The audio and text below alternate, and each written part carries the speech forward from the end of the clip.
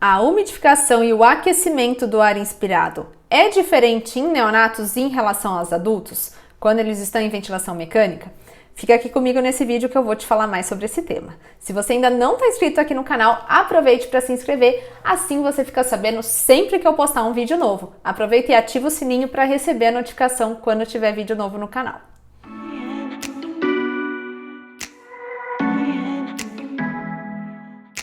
O que é umidificação e aquecimento do ar inspirado e para que ela serve? Vamos pensar que quando o paciente está respirando espontaneamente, quem faz essa função de aquecimento e umidificação do ar são as vias aéreas superiores. Elas garantem, então, que o ar chegue nos pulmões já aquecido e umidificado, diminuindo o trabalho, e fazendo com que esse ar chegue, então, em uma condição melhor para as trocas gasosas. Então, as vias aéreas superiores, nos pacientes em respiração espontânea, garantem que o ar chegue aos pulmões aquecido e umidificado.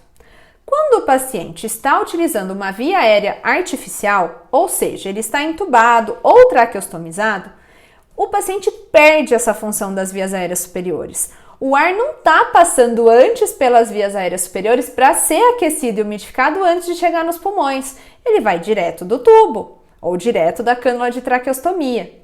Por isso, a gente precisa se preocupar com o aquecimento e a umidificação antes que esse ar seja entregue para os pulmões.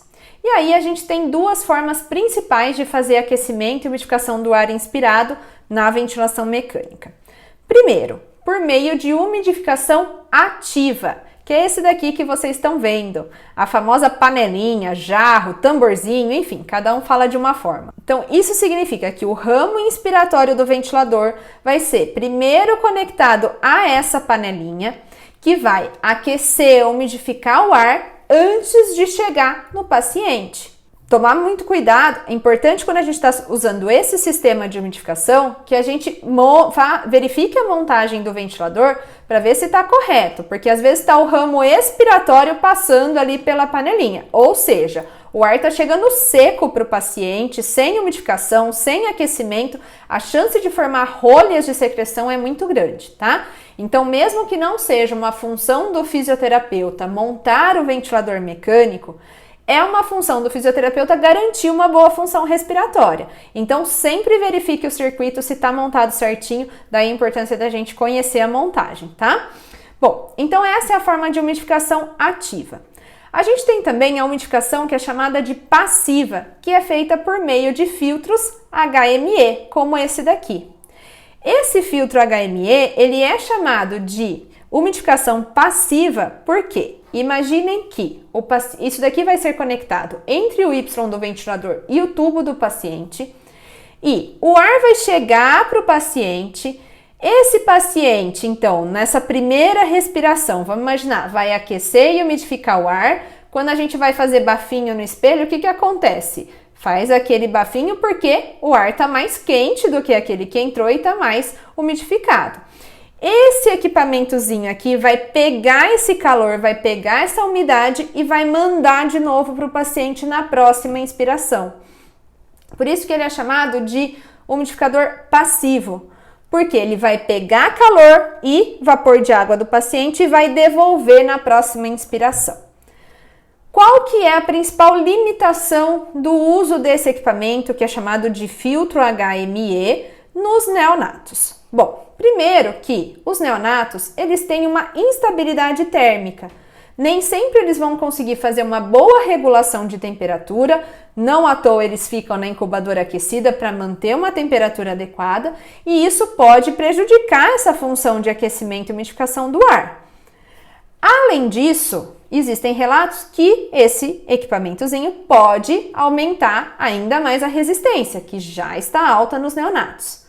Mas além de tudo isso, a gente tem que pensar que isso daqui significa espaço morto.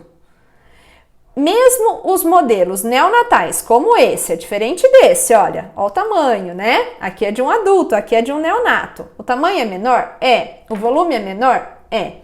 Mas, mesmo que o fabricante fale que é um equipamento de uso neonatal, se a gente verificar lá o volume de espaço morto, muitas vezes ele tem entre 3 e 6 ml. E qual que é o problema disso?